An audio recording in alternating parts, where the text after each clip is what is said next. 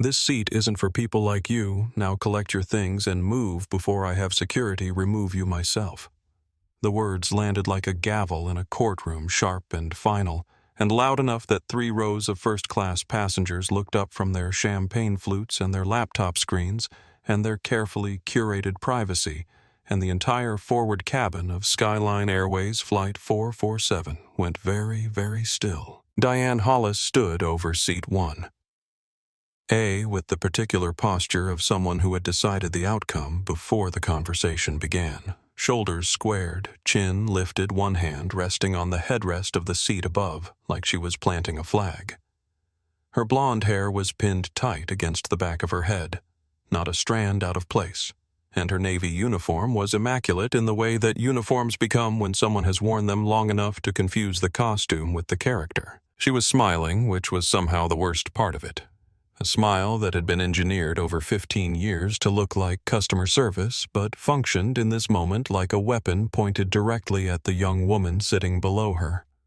Zara Williams looked up slowly, unhurried, the way someone looks up when they are not surprised to be interrupted, but are very surprised by the specific shape the interruption has taken. She was 20 years old, black with natural hair pulled back from her face and a Stanford University sweatshirt that had been washed enough times to go soft at the collar, and she was wearing worn jeans and clean white sneakers, and she carried herself with the quiet, settled confidence of someone who had been taught that confidence was not something you performed, but something you simply had like bone structure.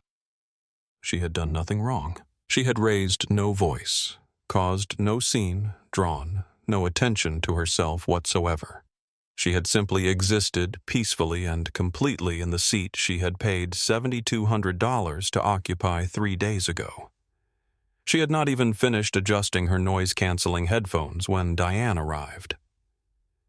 "Excuse me," Zara said, and her voice was calm in the way that water is calm before it becomes a river, something moving underneath that hadn't broken the surface yet. "I think there may be some confusion.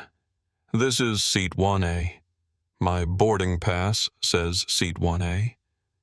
She reached for her phone without hurrying and pulled up the confirmation email with its unmistakable Skyline Airways logo, the seat assignment printed in large type at the top, and she held the screen toward Diane with the steady hand of someone who had done this before.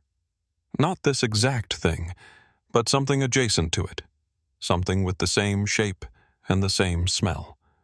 Diane did not look at the screen. She didn't even glance at it. Her eyes stayed exactly where they had been on Zara's face, on Zara's sweatshirt, on whatever calculation she was running behind that engineered smile, and the not looking was somehow more devastating than anything she had said, because it meant the phone and the confirmation and the $7,200 and Zara's entire documented right to be in that seat were simply not relevant to what Diane had already decided. "There's been a booking irregularity with certain reservations in this cabin today," Diane said smoothly, the word certain carrying a freight that her professional training would never allow her to say explicitly. "We have a lovely seat available for you in Economy Plus, and I'd be happy to personally escort you there so we can get this resolved quickly and quietly." The champagne-scented air of the first-class cabin seemed to contract slightly around those words quickly and quietly, as if the cabin itself understood what was being asked. In Seat 2, see Dr. Yvonne Baptiste, a cardiologist returning to London after a cardiology conference in New York, a woman who had spent the better part of 2 decades learning to recognize the sound of something going wrong before it showed up on any monitor, set her medical journal face down on her tray table with a deliberateness that meant she was done reading for the foreseeable future, and she did not look away from the scene unfolding in the row ahead of her. In Seat 2, D. Ray Okafor folded the corner of his Wall Street Journal with the practiced precision of a man who had spent 20 years in investment banking learning to read rooms before the rooms knew they were being read, and he watched Diane the way you watch someone who is about to make an irreversible decision and doesn't know it yet. And then from the direction of the business-class galley came the sound of footsteps, deliberate, unhurried, expensive, and a man with platinum gray hair and a watch that cost more than some cars moved into the first-class aisle, straightening a cufflink, and said to Diane without looking at Zara at all, "I trust we're getting this sorted." His name was Grant Fowler. He had not said please. He had not needed to. Hartsfield Jackson. Atlanta International Airport at 6:15 in the morning moves with the particular energy of a city that has not yet decided to wake up but cannot afford to stay asleep. Rolling suitcases and departure announcements, and the smell of airport coffee mixing with recycled air travelers in various states of alertness, navigating the long, bright corridors with the 1,000-yard stare of people who have done this enough times that the body does it alone. Zara moved through it the way she moved through most things, efficiently, quietly, without drawing attention, which was itself a kind of skill that had been cultivated over years of learning. Which spaces welcomed you openly, and which spaces tolerated you conditionally, and which spaces watched you with the careful attention they reserved for things that didn't fit their expected pattern. She had one carry-on and a backpack, both of which she maneuvered through the security checkpoint and the terminal with the ease of someone accustomed to airports, not the ease of someone performing ease, but the real thing, the genuine physical fluency of frequent travel. Her passport showed stamps from London, Singapore, Nairobi, and Geneva. She was 20 years old, and she had been to more countries than most people visited in a lifetime, though she had never once thought of that as something to mention. At the gate, for Flight 447, she stood in the group.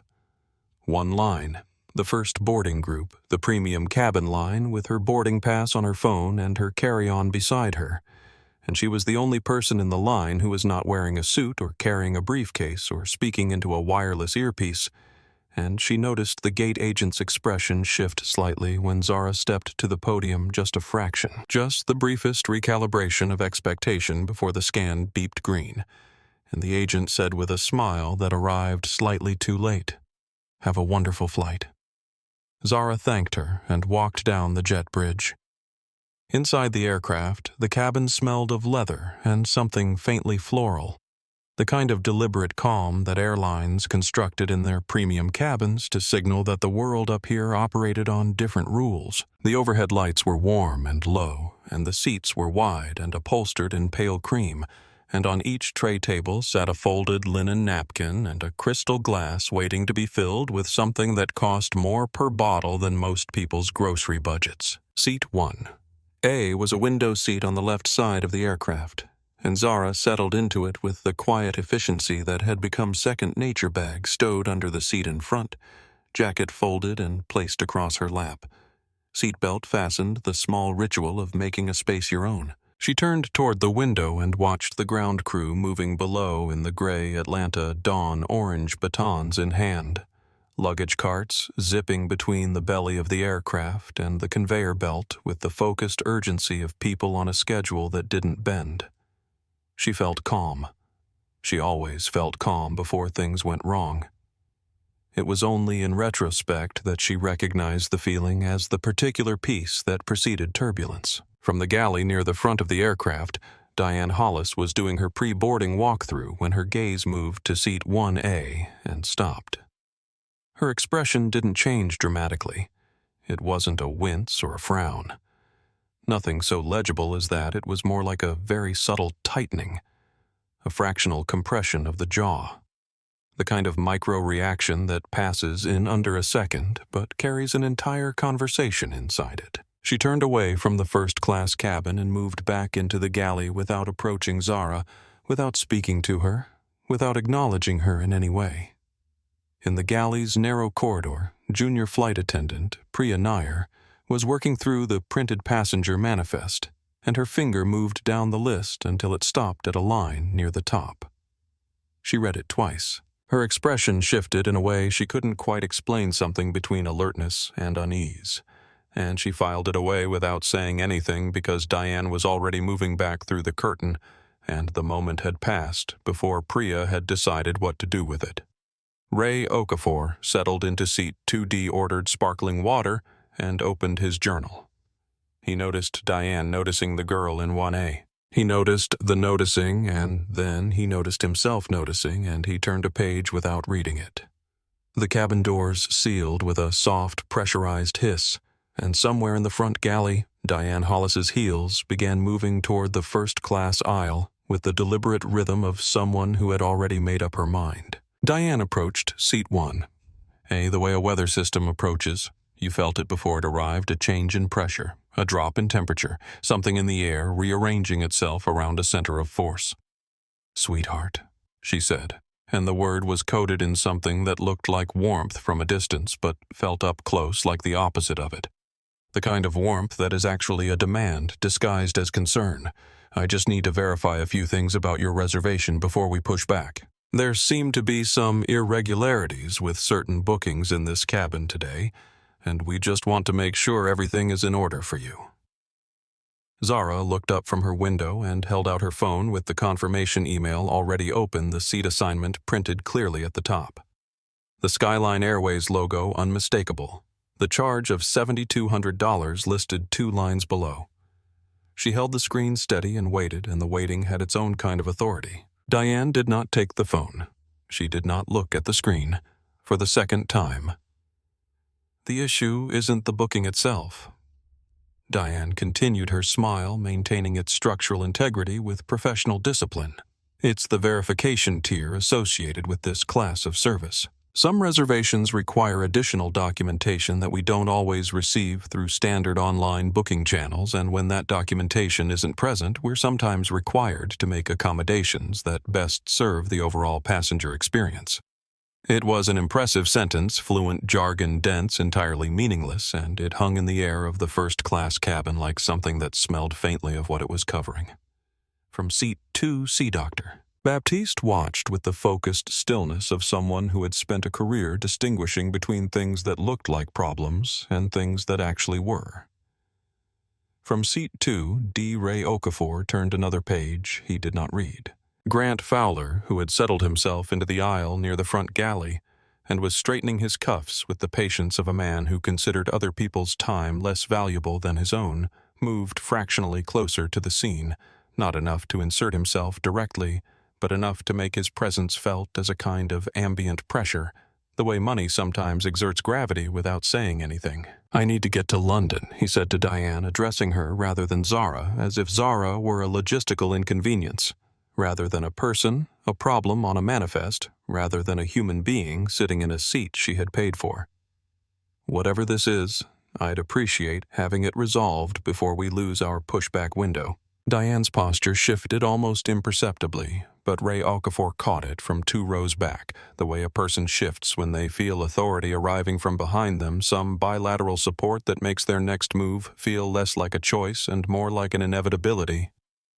"Of course, Mr. Fowler," she said, and turned back to Zara. Zara said 5 words. She said them without raising her voice, without moving from her seat, without any change in the calm, settled quality of her posture. "I'm not moving from here."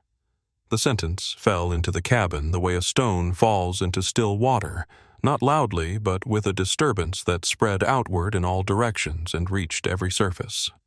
Dr. Baptiste reached into her handbag and found her phone. She did not hold it up, not yet, but she opened the camera application and rested the phone on her tray table with the lens angled toward the front row, and she left it there. Priya Nair, from the far end of the galley, watched through the curtain gap with her hands not quite steady, and she thought about the line she had read on the manifest, the specific designation next to Zara's name, the 2 letters and the access code that she had never seen on a domestic flight in 18 months of working this route. And she thought about saying something, and she thought about what would happen if she did, and she stayed where she was. Captain David Mercer emerged from the cockpit with the 4 gold stripes on his shoulder, and the practiced air of a man who had managed 15 years of in-flight conflicts by resolving them quickly and forgetting them efficiently. And he looked at the scene before him and made a calculation, and the calculation came out wrong. "Miss," he said to Zara, his voice carrying the weight of institutional authority, "I'm going to need you to cooperate with the crew's instructions so we can get this flight moving. I understand this feels frustrating, but passenger cooperation is essential for safe operations." Zara looked at him for a moment, a single level look that contained something he wasn't prepared for. And then she said quietly, the kind of quiet that makes a room lean in, "Name 1 safety regulation I've violated, Captain. Just 1. He didn't. The two airport security officers who boarded Flight 447 were named Bates and Reyes. Bates Sr., 20 years on the job, moving with the weary efficiency of someone who had resolved more aircraft disputes than he could count, and Reyes, younger, newer still, at the stage of his career where his face showed things before he decided to show them. What Diane had told the ground security team before they boarded, the specific words she'd used in the radio request, the framing she'd applied to the situation, was something Priya Nair heard clearly from the galley, and what Priya heard was not "we have a passenger dispute over a seat assignment," which would have been accurate. What she heard was belligerent passenger non-compliant with crew instructions, potential disruption to flight operations, which was not accurate in any sense of the word, and Priya Nair held on to that knowledge, and did not speak, and felt the weight of it settling onto her chest, like something she would have to carry for a long time. Bates and Reyes came up the jet bridge and into the first-class cabin, and both of them in the same half-second registered the gap between what they had been told and what they were looking at. A composed young woman sitting quietly, hands folded in her lap, wearing a worn Stanford sweatshirt, who looked at them with the calm, measuring gaze of someone who had been expecting them and had already thought through what came next. "Officers," Zara said, before either of them had spoken, "I'd like to know what specific law I've broken, or what specific regulation I've violated because I've been sitting in the seat on my boarding pass. I haven't raised my voice, I haven't threatened anyone, and I haven't left my seat except when asked to, which I refused, because I was asked to vacate a paid reservation to accommodate another passenger's preference, which is not a safety instruction." Bates opened his mouth, closed it, opened it again. "Ma'am, you're being asked to comply with crew. I know what I'm being asked." Her voice didn't waver. "I'm asking you what law justifies it." Dr. Baptiste stood up from seat 2C with the unhurried authority of someone who had been waiting for exactly this moment. "My name is Dr. Yvonne Baptiste," she said clearly in a voice that had spent 2 decades carrying across operating theaters and conference rooms and places where being heard was not optional. "I am a physician, and I have been watching this incident since it began. This young woman has been completely calm, completely cooperative with actual aviation regulations, and completely within her rights. What I have witnessed is a crew member attempting to remove a confirmed paying passenger to accommodate a different passenger's seating preference, and I have been recording it since the beginning." She held up her phone, and the camera's red dot was visible from 4 rows back. Ray Okafor set his journal down on the empty seat beside him because there was no pretending to read now. "She's right," he said simply. "I've watched the whole thing. This isn't a safety issue. This is discrimination." Grant Fowler, who had spent the better part of his adult life operating in rooms where his preferences rearranged the furniture, chose this moment to take the final step that unraveled everything. His voice dropped into the register of someone who considered what he was about to say so obviously true that saying it out loud wasn't even a risk. "Look," he said in the direction of Officer Bates, "I've spent more money with this airline in the past calendar year than this girl will spend in her entire life.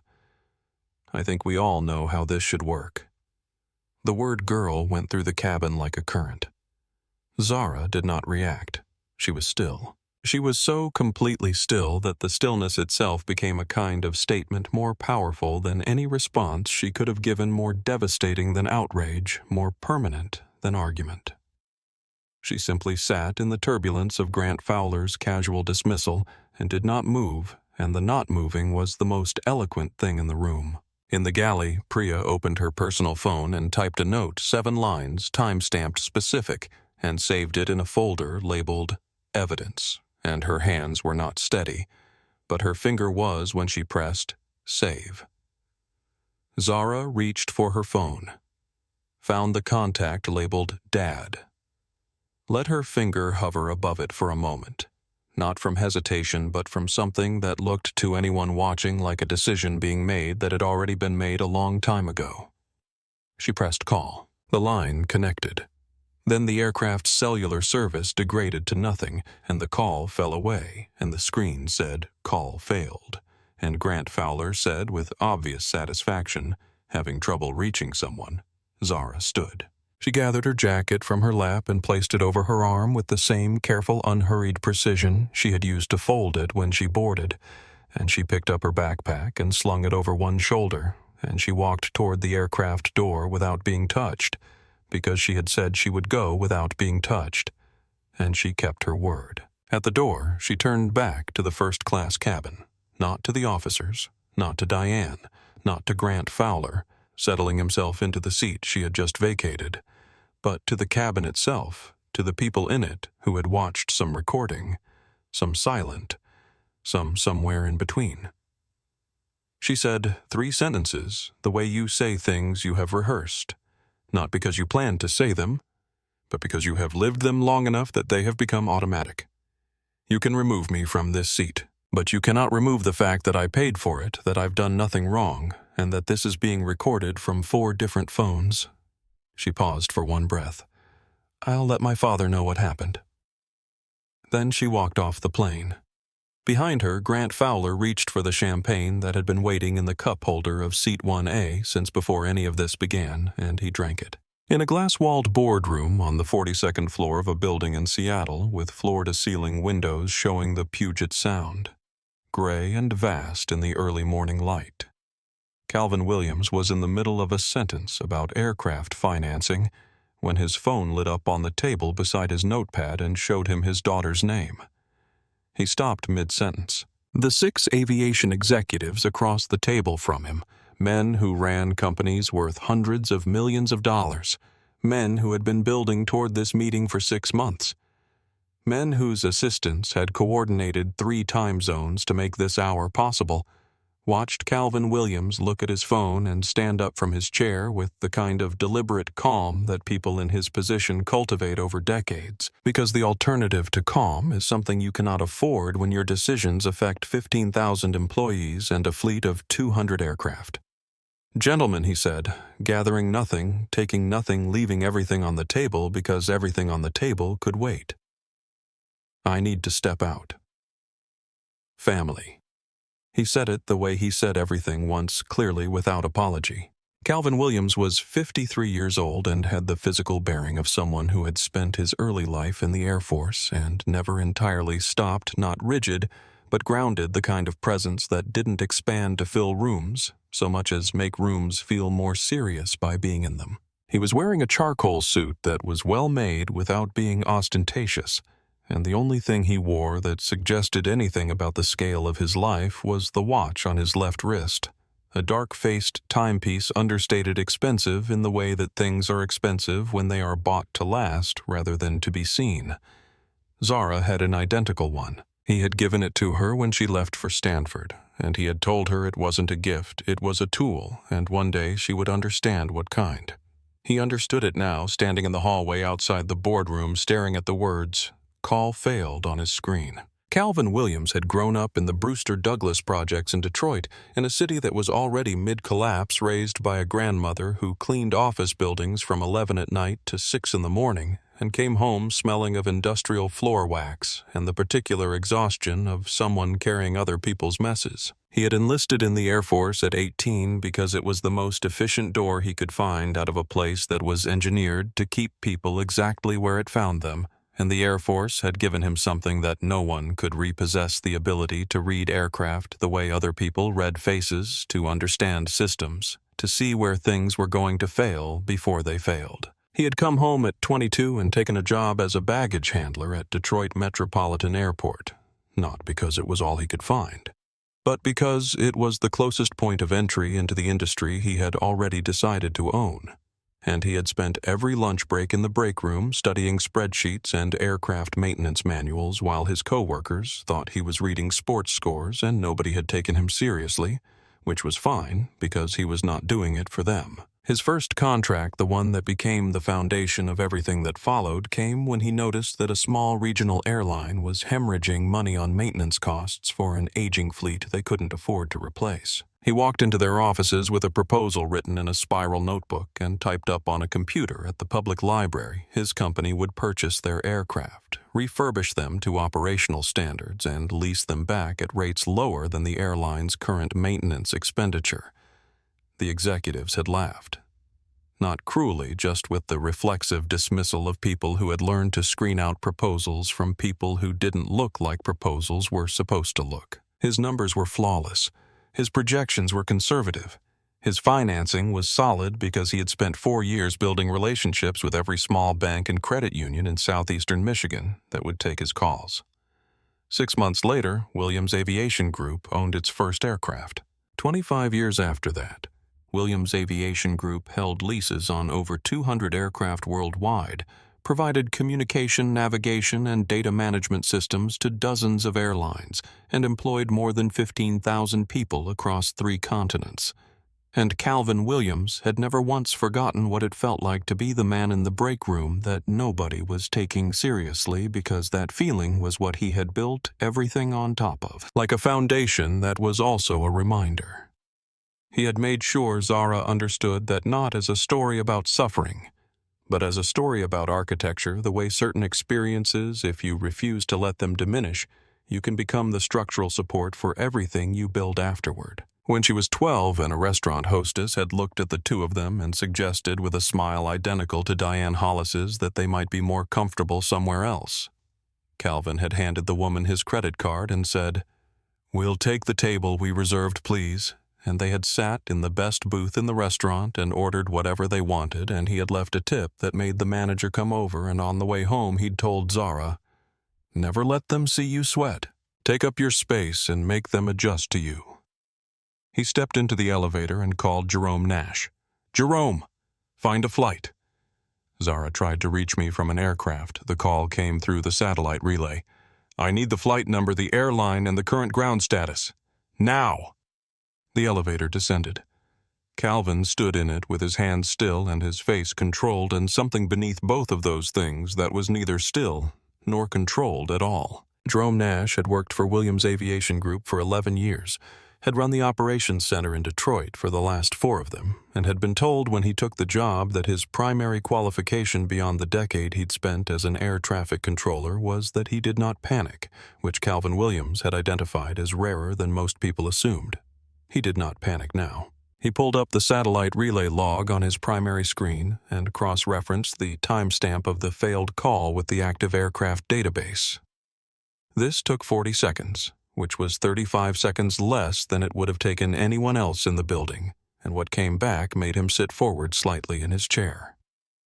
Skyline Airways Flight 447, Atlanta to London.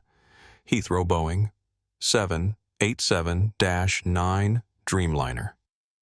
The call had originated from seat 1A. The aircraft was on the ground at Hartsfield-Jackson, had been on the ground for the past 43 minutes, past its scheduled pushback time. Ground control was logging it as delayed for operational reasons, a designation that meant almost nothing in isolation and could mean almost anything when you knew what to look for. Jerome knew what to look for. He pulled the aircraft's tail number, N887SK. He typed it into the Williams Aviation Asset Database, the one that tracked every piece of technology, every system, every contract, every aircraft that Williams Aviation Group had any relationship with, and the result populated in under 2 seconds. And Jerome stared at it for a moment before he picked up his phone. Williams Aviation Group held the primary lease on aircraft N887SK, 10-year agreement, approximately $47 million over the contract term. The aircraft was fitted with a Williams Aviation Communication Relay Suite, a navigation assistance package, and a data logging system that recorded operational communications, not passenger conversations, but crew radio traffic, intercom-use ground control exchanges, and a continuous operational data stream that fed back to Jerome's screens in real time. Every interaction that had occurred on that aircraft since the boarding door opened was sitting in Jerome's system. He accessed the crew communications log. He pulled the ground control radio exchange from the past hour. He found the security request, the specific words Diane Hollis had used when she contacted airport security, and he read them twice. And then he read the operational log from the moment Flight 447 was supposed to push back. And what he found in that log was the absence of anything that justified what the crew had reported to security, and nothing, No mechanical flag, no safety notation, no regulatory trigger that would have required passenger reassignment under any aviation protocol Jerome had ever encountered. He also found something else, buried in the data stream so routine that someone who wasn't looking for it would have scrolled past without registering it. Seat 1. A passenger boarding confirmed no special assistance, flagged, no security notation, no outstanding account issues. And the passenger name Williams Zara E. Jerome sat with that for exactly 4 seconds. Then he called Calvin, and when Calvin answered on the first ring, Jerome said, "Boss, I found it." And you need to hear the next part because the aircraft she was on, N887SK, that's ours. We hold the lease. There was a silence on the line. "Send me Section 15.3, Calvin said. "Already sent. And pull everything, every radio log, every crew communication, every operational record from the moment that plane's door opened this morning. Every single thing. Already pulling it." "Good man." The line went quiet, and Jerome turned back to his screens, and the data kept coming. Calvin read Section 15. 3 of the Williams Aviation Standard Leasing Agreement on his phone in the back of a car heading toward Seattle-Tacoma International Airport, and the language of it language he had personally insisted be included in every contract. Williams Aviation signed language that his attorneys had initially told him was overly broad, and that he had kept anyway, because he understood better than most people that the moments when broad language matters are precisely the moments no one sees coming. The language sat in his chest like something being confirmed rather than discovered. In the event that any aircraft operating under the terms of this agreement is used as a venue for activity that violates applicable federal civil rights statutes, constitutes discriminatory conduct toward any passenger based on race, national origin, gender, or other protected characteristic, or is otherwise employed in a manner that the lessor determines to constitute a breach of moral standards consistent with the public interest, the lessor reserves the right to immediately suspend operational authority over the aircraft and to terminate this agreement without penalty. He dialed the conference line. Catherine Ossie answered before the first ring finished civil rights attorney, aviation law specialist, a woman who had won cases that had been described in legal journals as unwinnable, and who had responded to each such description by moving on to the next one. "I'm already reading Jerome's files," she said without preamble. "Calvin, this isn't a civil complaint. The crew lied to federal security officers. They reported a belligerent passenger before those officers ever set foot on the aircraft, which means they filed a false report with law enforcement to facilitate what amounts to a discriminatory removal. That's not a settlement conversation, that's a criminal referral." David Park, the second voice on the call. Criminal law, corporate accountability. A man who had worked for 15 years on the other side of these cases before he decided the other side was the wrong one, said. 4 prior discrimination complaints against the same flight attendant, all settled, all involving passengers of color, all buried in corporate files. If the airline knew about the pattern and kept her in a customer-facing role, that's not an oversight. That's a choice, and they own the consequences of it. Calvin listened to both of them and said nothing until they were finished, and then he said, "What's the tail number of the aircraft?" Both attorneys paused. They knew he knew the tail number. N887SK. Catherine said carefully.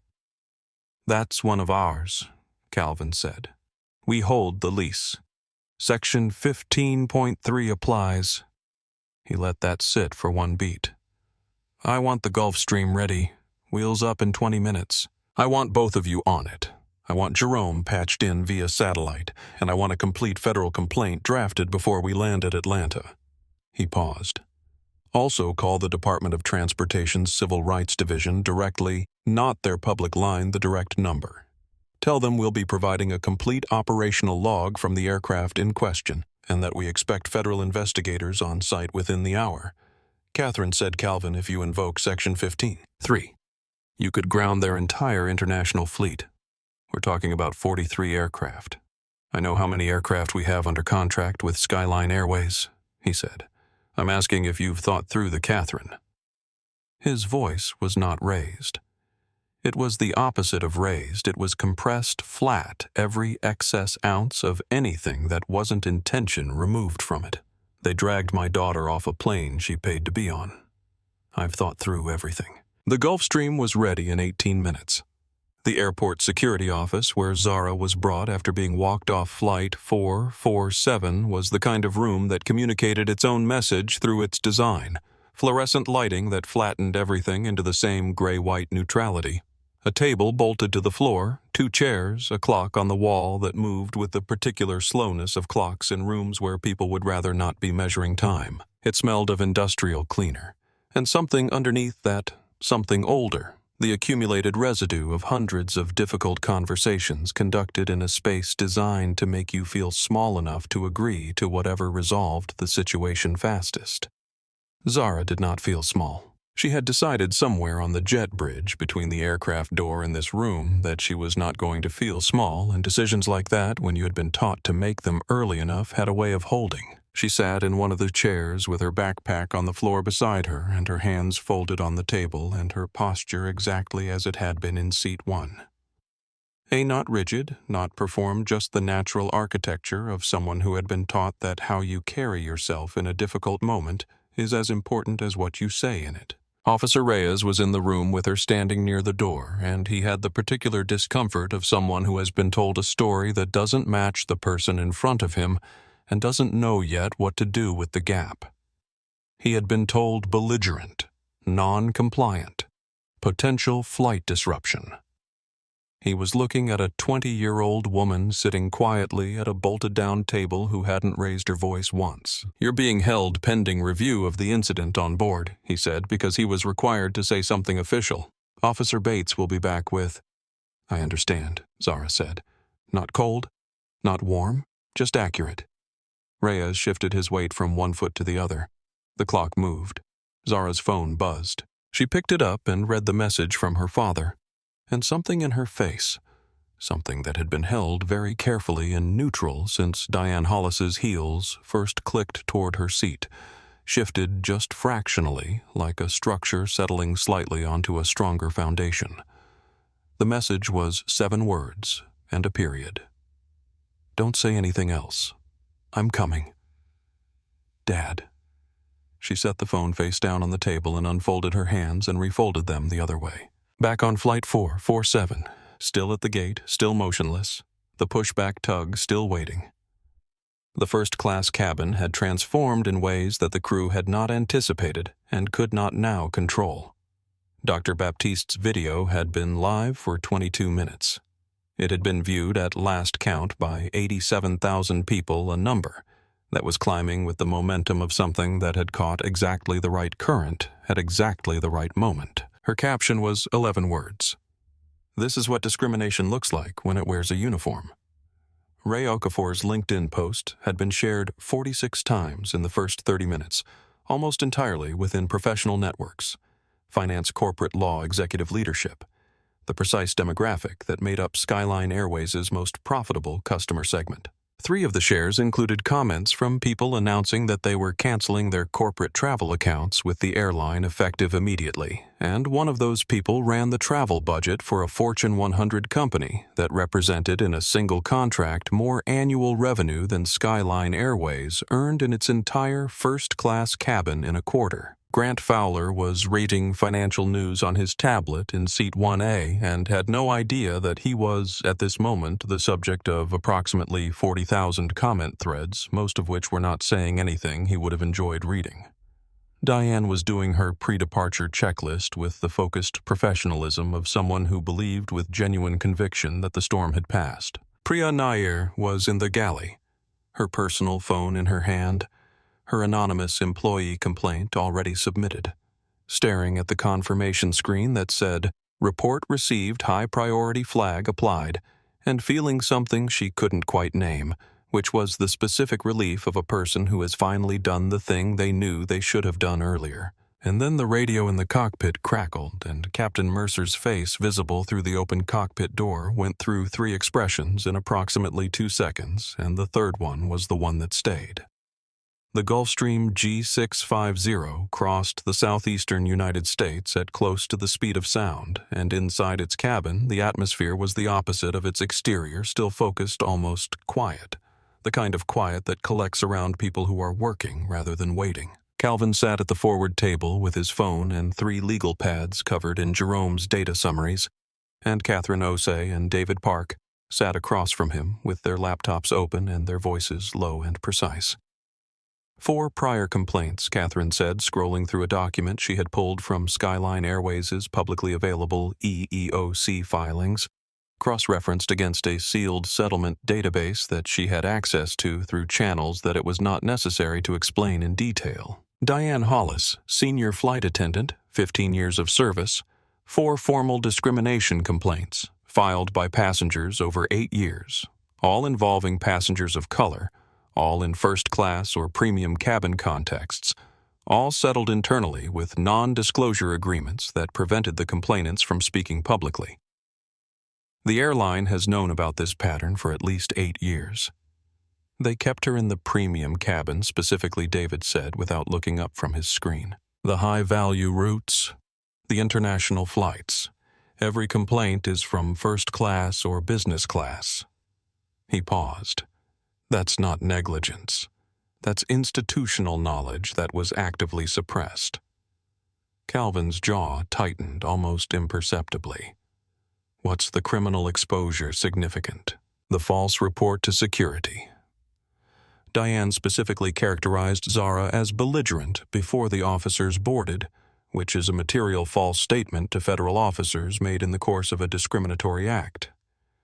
That's potentially a federal criminal charge, the conspiracy element. If we can show that Diane and the captain coordinated the framing, adds another layer. David looked up, and the airline's knowledge of her prior complaints combined with their active suppression of those complaints creates corporate liability that goes well beyond what any civil settlement typically covers. Good, Calvin said, and meant it in a way that had nothing to do with satisfaction and everything to do with precision, the feeling of a problem being correctly diagnosed.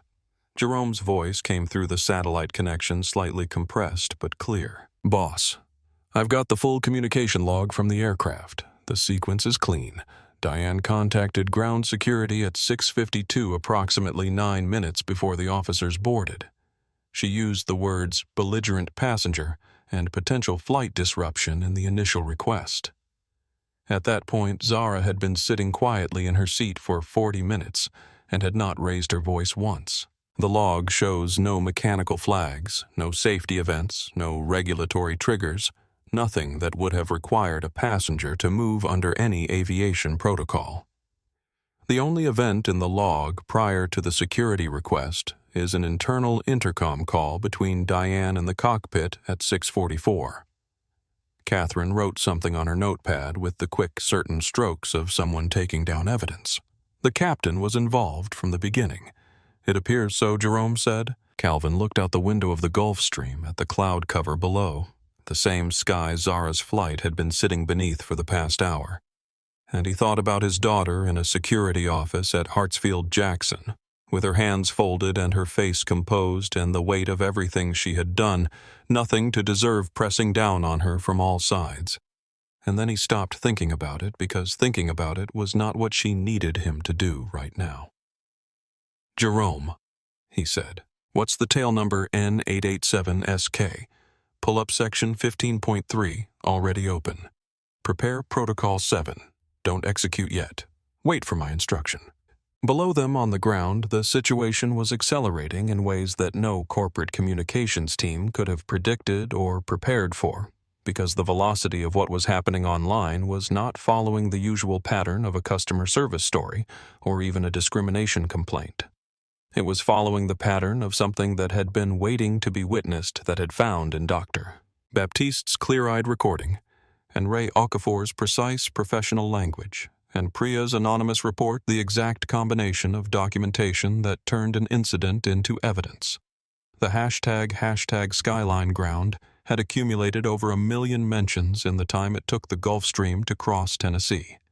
3 major news networks had assigned reporters to the story.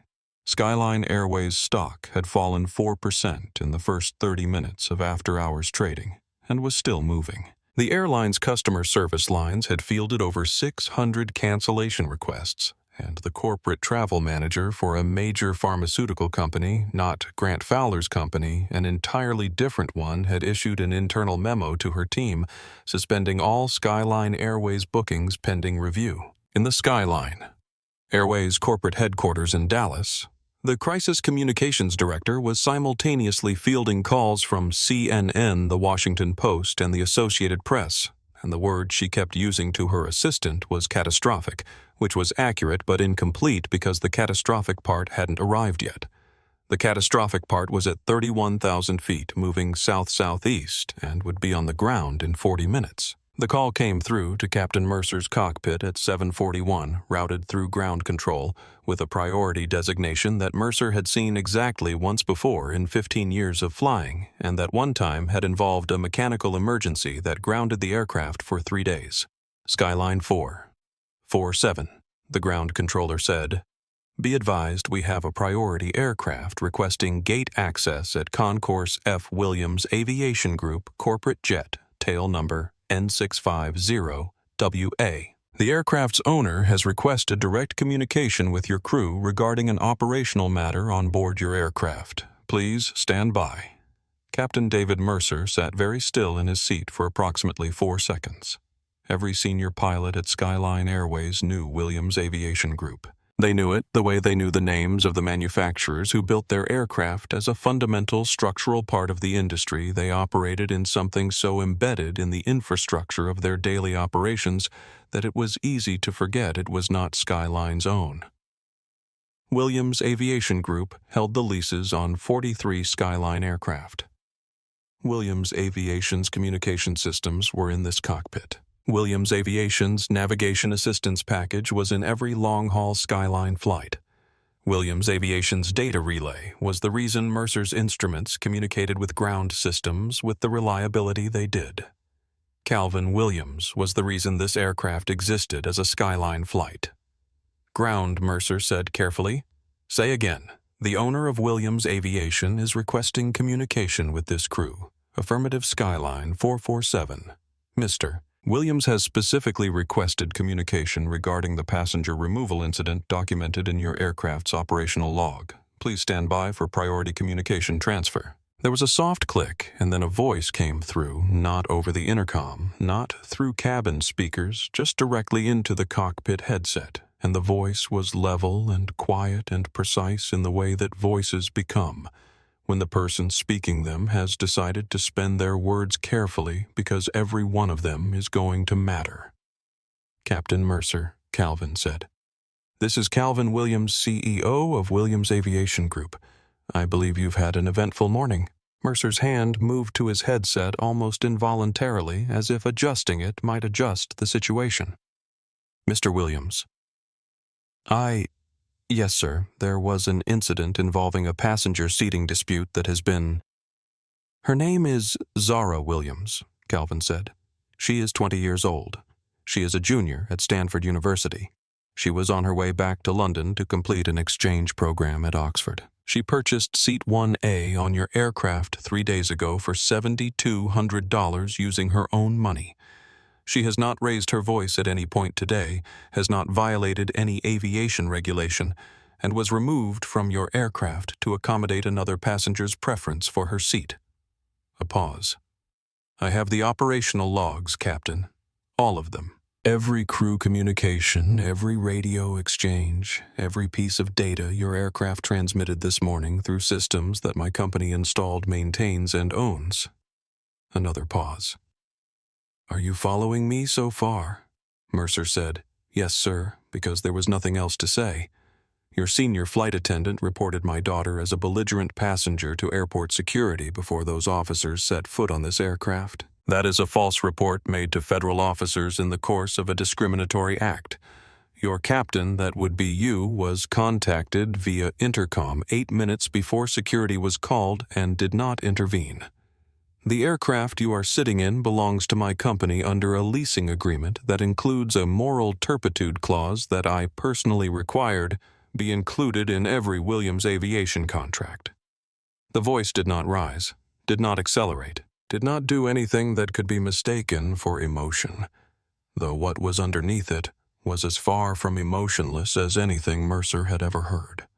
I am approximately 32 minutes from your gate. I am bringing 3 attorneys, 2 federal investigators, and a production team from CNN. I am going to board that aircraft, and I am going to collect my daughter's belongings, and I am going to have a conversation with your crew, and I strongly suggest, Captain, that you think very carefully about what posture you want to be in when I arrive. The line went quiet for a moment. Are there any questions? Calvin asked. Mercer said nothing. Good, Calvin said, and the call ended. In the first-class galley, Diane Hollis had been listening, the professional composure she had maintained for the last 90 minutes. The smile, the squared shoulders, the brisk efficiency of someone who had decided she was right and was waiting for everyone else to catch up, was gone. In its place was something that looked a great deal like the expression of a person who has just understood the actual dimensions of the room they are standing in. From seat 1, a Grant Fowler looked up from his tablet. "Who's Calvin Williams?" he asked the passenger beside him. The passenger, Ray Okafor, who had been waiting for this question with the patient satisfaction of someone who had seen the ending coming from the second act, folded his journal one final time and looked at Grant Fowler with something approaching pity. "He's the man who owns this plane," Ray said, "and about 42 others that you've been flying on." He paused. "Also, I believe that was his daughter you had removed." Grant Fowler stood up from seat 1A, as if the leather had suddenly become something he could not stand to touch. The black Escalade pulled to the jet bridge at Concourse F at 8:14 in the morning, and Calvin Williams stepped out of it with the unhurried pace of someone who understood that urgency and speed were not the same thing, and that the most decisive moments in his life had always been the quiet ones. Behind him came Catherine Osei in a gray blazer with a document case under her arm, and David Park with his phone and his laptop bag, and 2 men who did not introduce themselves, but whose stillness and attention suggested they were the kind of people whose presence was itself a statement, and behind all of them, a camera crew from CNN who had received an anonymous tip from a source whose name was not disclosed but whose judgment they trusted. Calvin walked down the jet bridge and stepped through the aircraft door and the first-class cabin, which had been suspended in its strange, charged stillness for the past hour, unable to push back, unable to explain the delay to its increasingly frustrated passengers, unable to do anything but wait for what was coming, went completely quiet. Grant Fowler was standing beside seat 1. A, with his briefcase half gathered in his hands, caught in the posture of a man who had started to flee and then remembered he had nowhere to go. The champagne glass was empty. His platinum gray hair, usually so precisely arranged, had the slightly disheveled quality of a person who had been running calculations for the past 20 minutes and not liking the answers. Diane was in the galley doorway. She had rearranged her expression into something that resembled her professional composure, but the rearrangement showed like furniture moved back to its original position after a room has been searched. Everything approximately right, but nothing quite settled. Dr. Baptiste was still in seat 2C with her phone. She lowered it slightly when Calvin entered, and she looked at him with the calm recognition of someone who had been holding the line and was relieved to see reinforcement arrive. She did not say anything. Neither did he. But something passed between them, the quiet acknowledgement of 2 people who had each in different ways done the right thing in the same difficult room. Calvin walked to the front of the cabin and turned to face it, and he stood there for a moment in the way that people who are genuinely powerful stand without performing it, without requiring the room to arrange itself around them, simply present and fully arrived. "Diane Hollis," he said. She straightened into the galley doorway. 15 years with Skyline Airways, he said. 4 formal discrimination complaints over 8 years, all involving passengers of color in premium cabin contexts, all settled with non-disclosure agreements, all buried in corporate files that your employer maintained and concealed. Today, you reported my daughter as a belligerent passenger to federal security officers before those officers boarded this aircraft. At that point, she had been sitting quietly in her seat for 40 minutes. She had not raised her voice. She had not violated any regulation. She had shown her confirmed boarding pass twice, and you had declined to look at it both times. He paused. I have the audio. I have the data log. I have the complete sequence of events from the moment this aircraft's door opened this morning, transmitted through systems that my company owns and operates. Diane opened her mouth, closed it. The professional language, the operational requirements, the passenger experience, the smooth bureaucratic coding she had applied to everything all morning was simply not there anymore. It had required a certain confidence to deploy, and the confidence was gone. Catherine stepped forward and placed a document on the galley counter in front of Diane. Ms. Hollis, you are being formally notified of civil and criminal complaints filed against you personally for civil rights violations, for conspiracy to deprive a passenger of her federally protected rights, and for filing a false report with federal security officers. Catherine's voice was pleasant and exact. The voice of someone who had delivered similar notifications many times and had learned that clarity was the most important quality in a moment like this. You should retain legal counsel at your earliest opportunity. Calvin turned to Grant Fowler. Grant had set his briefcase down on the seat beside him and was standing with his hands at his sides. The casual authority that had characterized every moment of his morning completely absent, replaced by the expression of a man who has finally understood how badly he has miscalculated the terrain. I want to ask you one question, Calvin said. When you found out that the young woman you had removed from this seat was my daughter, when you heard my name, what changed for you? What was different about the situation at that moment? Grant's mouth opened. Nothing came out. The silence that followed was the most honest thing he had said all morning. That's what I thought Calvin said. He took out his phone and called Jerome Nash. Protocol 7, execute now. Across every screen in the aircraft that was connected to a Williams aviation system, and there were many, the same message appeared simultaneously in clean white text on a dark background. Aircraft Operational Authority suspended by lessor. Pending federal review. Williams Aviation Group. Captain Mercer stared at his instrument panel. The navigation display, the communication suite, the data management interface, all of it showing the same message, the same dark screen. The systems he had relied on for 15 years simply no longer available to him, suspended by the man now standing in his first-class cabin who had built those systems and leased them to his airline, and had required before signing any agreement that a clause be included which allowed exactly this. Priya Nair stepped forward from the galley, her voice not quite steady but present. Mr. Williams, I'm Priya Nair. I filed an anonymous complaint about what happened before anyone was removed. I want you to know that I documented what I saw. Calvin looked at her for a moment. Your report is already in the federal file, he said. Your name will be protected, and what you did required courage. He held her gaze for one more second. Thank you. He turned to the cabin one final time. Not to the crew, not to Grant Fowler, but to the passengers who had watched all of it, the people who had recorded.